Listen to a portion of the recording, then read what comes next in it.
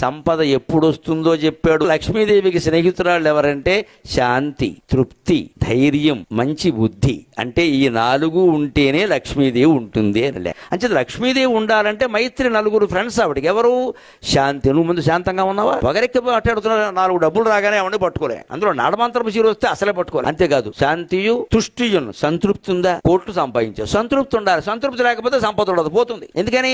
ఈ సంపద తీసుకెళ్లి షేర్లో పెడతాడు, ఈ సంపద తీసుకెళ్లి ప్యాకెట్లో పెడతాడు, ఈ సంపద తీసుకెళ్లి గుర్ర పందాల్లో పెడతాడు. మొత్తం అయిపోయింది శ్రీమంతుల మానవుడు గోవింద. ఎందుకు పెడుతున్నావు? సంతృప్తి లేదు. షేర్లు ఎందుకు కడతారండి? ఊరికే రోజు ఫోన్లు చూసుకోవడం, షేర్లో పెట్టడం. ఇక్కడ ఓ రోజు పెరిగింది, ఓ రోజు కిందింది. ఇవాళ ఆ బెట్టింగ్ పేరు మీద ఎంతమంది యువకులు ఆత్మహత్యలు చేసుకుంటున్నారండి. ఎందుకు ఈ బెట్టింగ్ ఎందుకు జరుగుతుంది? తృప్తి లేక. నీకున్న దాంతో తృప్తిగా ఉండదు కదా, పేకాడ దేనికయ్యా? ఇంకోటి ధృతి, ధైర్యం ఉందా?